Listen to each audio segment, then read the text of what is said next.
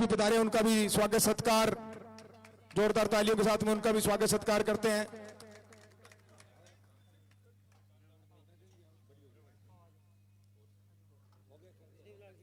देवीलाल जी गोटिया आप आए। जगदीश जी बांबू,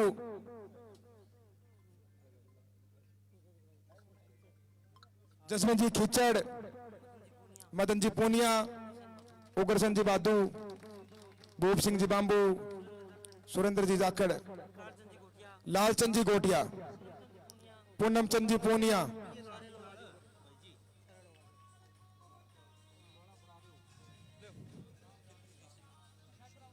पृथ्वी जी सीवर सारण, इसे पृथ्वी जी सीवर, मोहनलाल जी बादू, मोहनलाल जी बादू, राय सिंह जी मूंड आप भी आए, राजेंद्र जी मूंड एक्स सरपंच खाट, आप सब भी नेताजी का माला पहनाकर स्वागत सत्कार करें। मेरा माननीय बुजुर्ग का है, नाम लेना हूं, कुदरती चूक जावा आ जाओ, सारा ही माला अर्पण करना है अपना, ठीक है। इतनी देर इंतजार करो थे तो सारा लोग आओ, ठीक है। हाँ, किंगो नाम लेना भूल जावा तो माफी करियो, ठीक है, आ जाओ।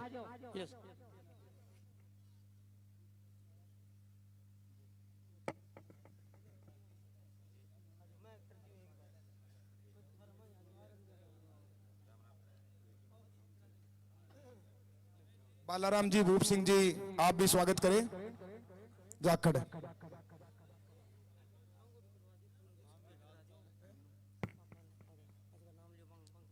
इंदिरा जी का भी माला भेंट करके और प्रिया सिंह जी को भी स्वागत सत्कार करें।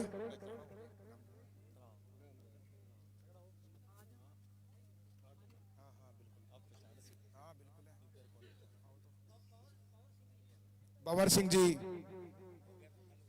अब इस स्वागत मेला को पूर्ण विराम देते हुए नेताजी वैसे ही अपने निर्धारित समय से थोड़े लेट है, 3-4 घंटे देरी से पहुंचे हैं, तो मैं बिना कोई विलंब किए हुए डायरेक्ट आमंत्रित करता हूं माननीय सम्मानीय शहर राजस्थान, जो कि इस व्यवस्था परिवर्तन के नारे को लेकर इस पूरे राजस्थान के कोने कोने गांव गांव में ढाणी ढाणी जाकर इस प्रदेश के किसानों नौजवानों को जगाने का काम कर रहे हैं, उनका हक और अधिकार दिलाने के लिए काम कर रहे हैं। जब भी कोई आपदा विपदा आती है, किसानों हो चाहे नौजवान हो चाहे 36 कौम के कोई से भी लोग हो, उनको हक और अधिकार दिलाने के लिए, उनको न्याय दिलाने के लिए हमेशा तत्पर संघर्षरत रहते हैं। ऐसे नेता, उत्तरी भारत के किसानों नौजवानों के नेता को आमंत्रित करता हूं, शेर राजस्थान श्रीमान हनुमान बेनीवाल।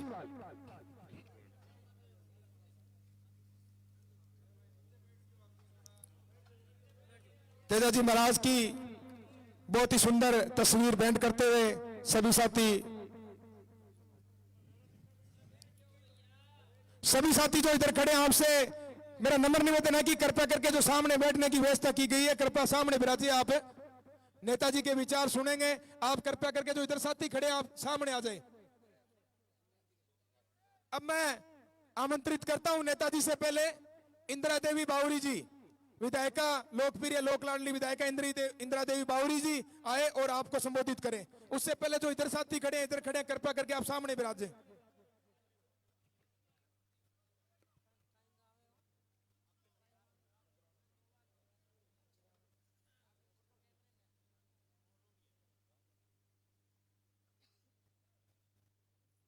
राम राम सा। पहली बात तो थोड़ा लेट हैगा, आप लोगों माफी चाहवा। आज आपके बीच में सत्ता संकल्प यात्रा ने लेर और नागौर के सांसद हनुमान जी बेनीवाल साहब,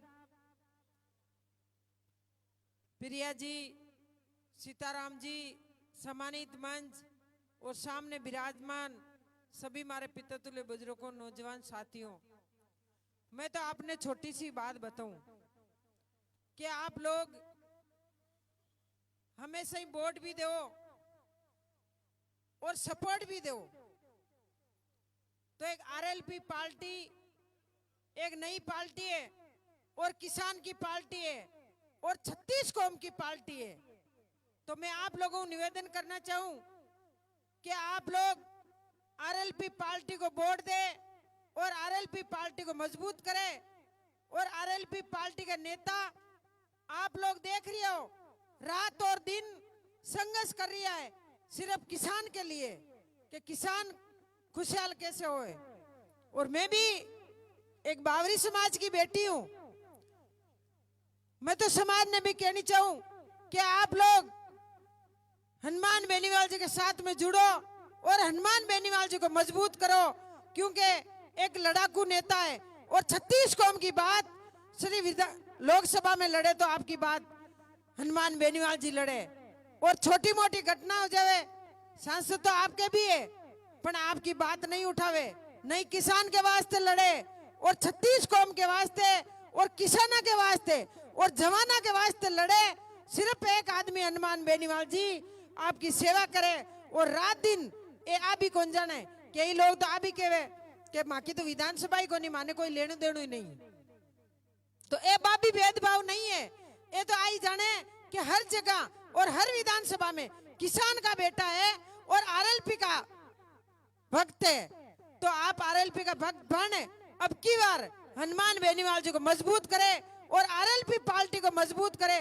और जो हनुमान बेनीवाल जी का सपना है, आप किसान हनुमान बेनीवाल जी के साथ में जुड़ और जो किसान का बेटा मुख्यमंत्री बने और आप लोग मान और सम्मान दिया, भी वास्ते आप लोगों का बहुत बहुत धन्यवाद। जय हिंद, जय भारत। धन्यवाद विधायिका श्रीमती इंदिरा देवी जी। अब मैं आमंत्रित करता हूं राष्ट्रीय लोकतांत्रिक पार्टी के सुप्रीमो आदरणीय सम्माननीय श्रीमान हनुमान बेनीवाल।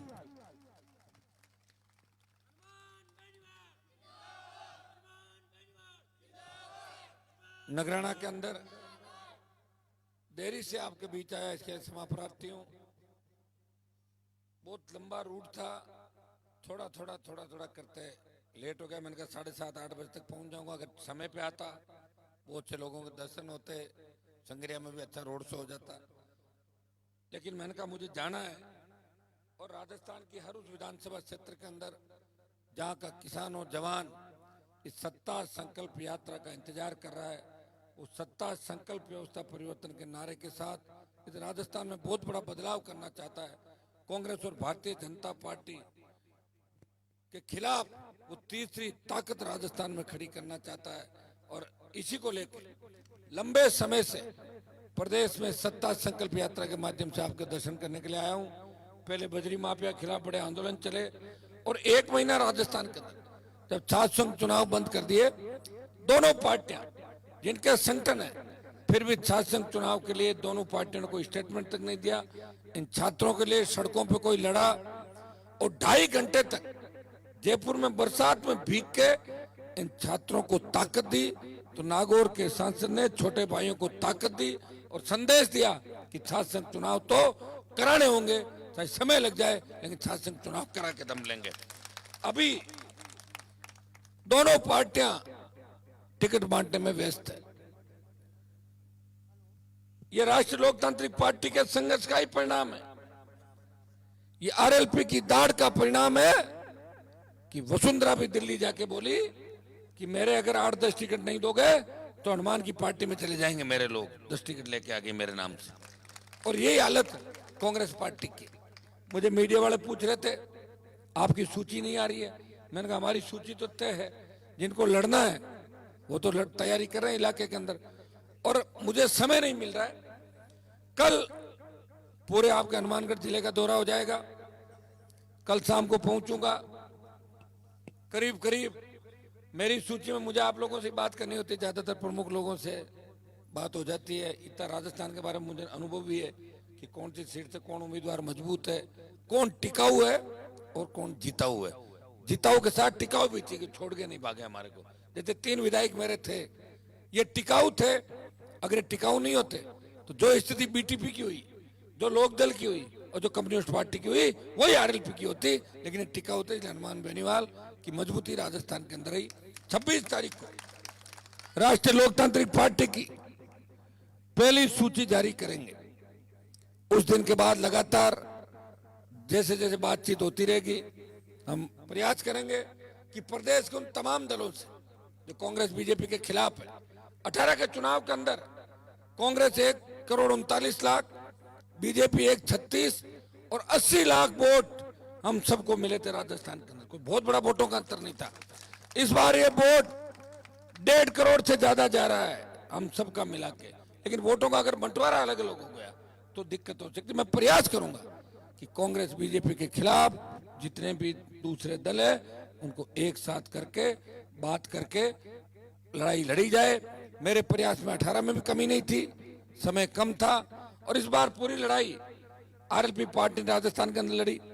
कहने को तो भारतीय जनता पार्टी बड़ा दल है, लेकिन बीजेपी के विधायक आप देख रहे हो कि बयान वीर हैं, बयान देने में, फोटो छपाने में माहिर है। फ्रंट पे फोटो हमें हमारी जनता पार्टी की छपती है, लेकिन सदन के अंदर जब महेश जोशी, अशोक गहलोत का निजी आदमी, जब उसका बेटा बलात्कार के अंदर आरोपी होता है, नावा का महेंद्र, चित्तौड़ में बेगू का विदुड़ी, जोरीलाल मीणा, मलिंगा, जब इनके ऊपर गंभीर मारपीट, हत्या, लूट और इनके बच्चों में बलात्कार का आरोप लगता है तो भारतीय जनता पार्टी के मुंह पे ताला लग जाता है। जब पेपर लीक की घटनाएं होती है,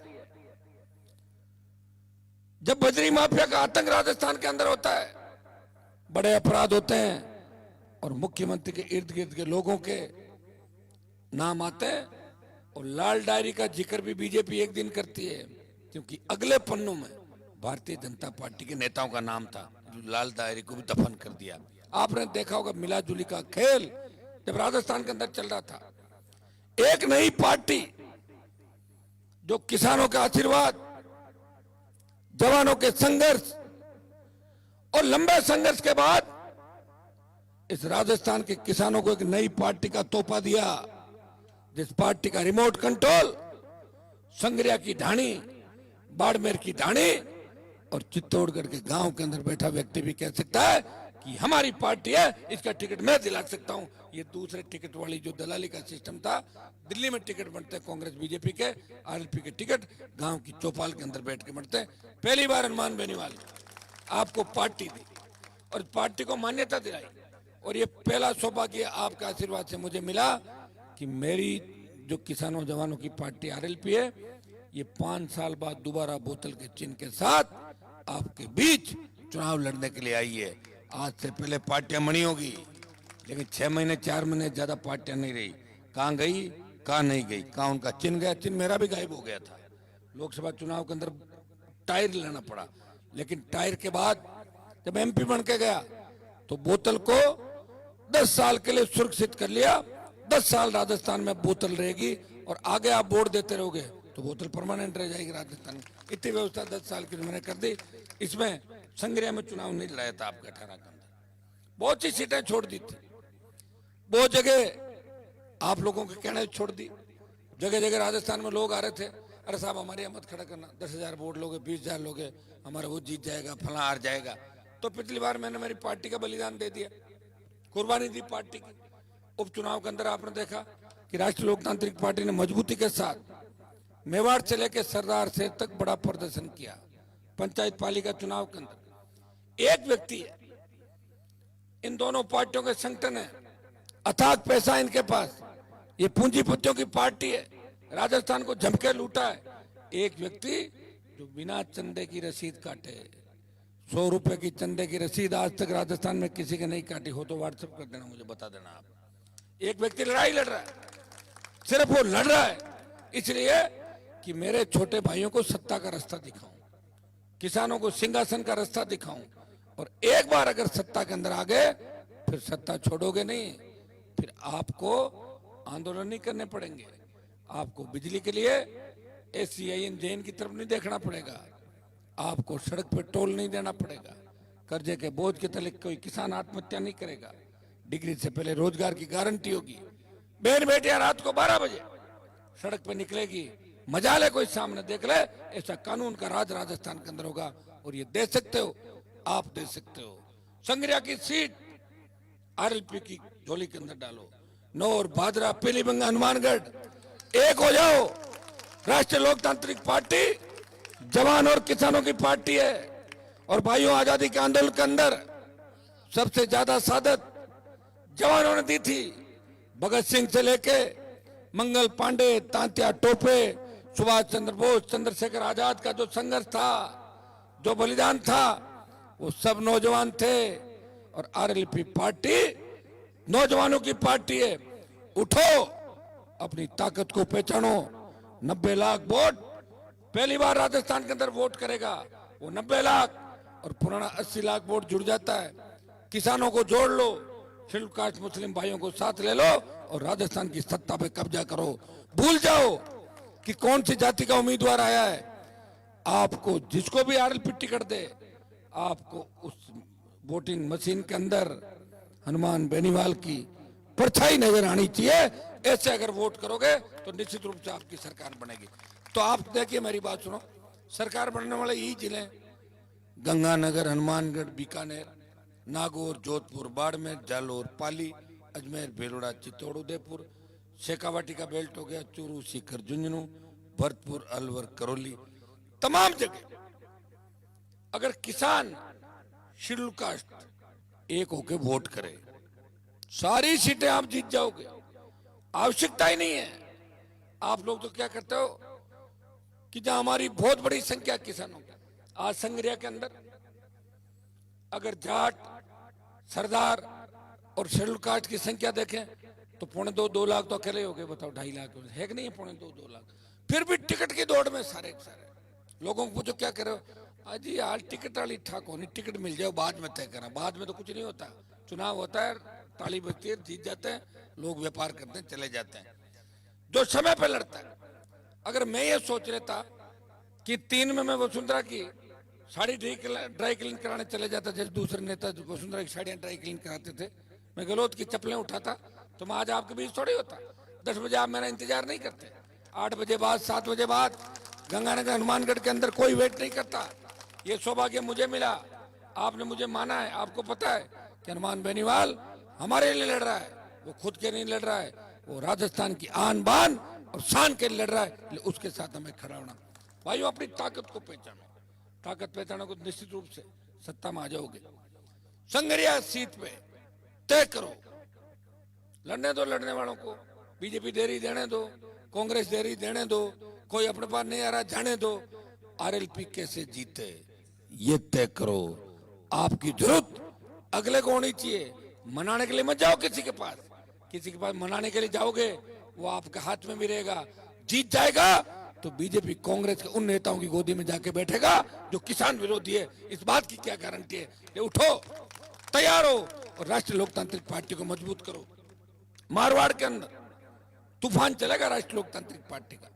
गंगानगर, हनुमानगढ़ जो किसानों के सबसे बड़ा इलाके हैं, किसान आंदोलन की गूंज हमेशा यहाँ रही।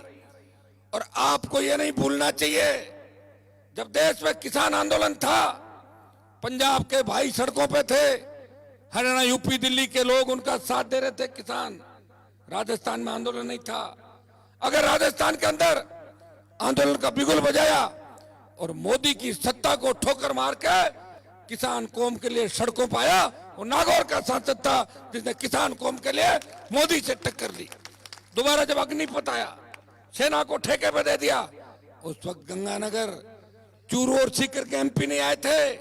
हनुमान बेनीवाल अकेला छोटे भाइयों की लड़ाई लड़ रहा था। लोकसभा, ऑल पार्टी और जोधपुर में 2 लाख जवानों की रैली करके मोदी को चेतावनी दी, आ रहा हूं दिल्ली की तरफ। राजस्थान का जवान देश के जवानों का नेतृत्व करेगा। मेरे छोटे भाइयों को हक मिलना चाहिए। हमारी सिख रेजिमेंट, जाट रेजिमेंट, हमारी जितनी भी रेजिमेंट है, उन रेजिमेंटों का अस्तित्व खत्म करने का मोदी जी आप सोच नहीं सकते। ये हमें गवारा नहीं है। किसान आंदोलन में आपको झुकाया था, जवान के आंदोलन में भी झुकना पड़ेगा। मेरी हुंकार का ही परिणाम था कि अग्निवीर जो 25% पहले परमानेंट कर रहे थे, डरे मोदी ने 25 की जगह 50% कर दिया। 50 को रख लेंगे, 50 को वापस। हमें यह मंजूर नहीं है। हमें अग्निपथ वापस चाहिए। अभी जो अग्निवीर हमारे शहीद हुए पंजाब के, बताइए एम्बुलेंस के अंदर बॉडी आई उसकी, क्या हालात हो गए देश के। कौन चिंता करेगा? पेट्रोल डीजल 100 पार जा रहा है, कोई धनी दौरी नहीं। सुबह क्या होता है, शाम को क्या होता है, आप खुद भी भूल जाते हो। वोट के टाइम ये तो जातिवाद चलता है। कई लोग तो वोट देने का ही ध्यान रखते हैं कि चुनाव कब आए, पार्टी को वोट देते हैं, पहले ही तय कर लेते हैं कि कांग्रेस को वोट देना है या बीजेपी का सिंबल ढूंढते हैं, सिंबल किधर है, वो बटन दबा के आ जाते हैं। सड़क पर दुख पाते हैं, थाने तहसील में थानेदार डंडा दिखाता है, अपराध होता तो कहते हैं अरे अपराध हो गया। अरे भाई रोक लो, वोट तो बीजेपी को देंगे, कांग्रेस को देंगे, तो वोट उनको दोगे तो ऐसे ही चलेगा। ये जो घटनाएं राजस्थान के अंदर हो रही है, आज अपराध में 1 नंबर हो गए। गहलोत वसुंधरा का गठबंधन आपसे छिपा नहीं। अशोक गहलोत खुलेआम मन से कहते हैं कि मेरी सरकार वसुंधरा ने बचाई, और वसुंधरा कहती है कि अशोक गहलोत नेक इंसान है, अच्छे व्यक्ति है। लग रहा कि दोनों की पुरानी दोस्ती यूनिवर्सिटी कॉलेज के जमाने की, इसलिए बार बार मन की बात आती। उठो, अपने भाई की मदद करो, और इस बार सब लोग लग जाओ जैसे भारत को आजाद कराने के लिए। उस समय हिंदू, मुस्लिम, सिख, ईसाई उन्होंने आह्वान किया कि अंग्रेजों भारत छोड़ो, नारा दिया अंग्रेजों भाग जाओ, भारत छोड़ो नहीं तो तुम्हें मार देंगे। और अंग्रेज 42 का भारत छोड़ो आंदोलन चला, अंग्रेज भाग गए थे। बहुत से लोगों ने शहादत दी, बहुत बड़ी गुलामी की जंजीरों से मुक्ति मिली थी भारत माता को।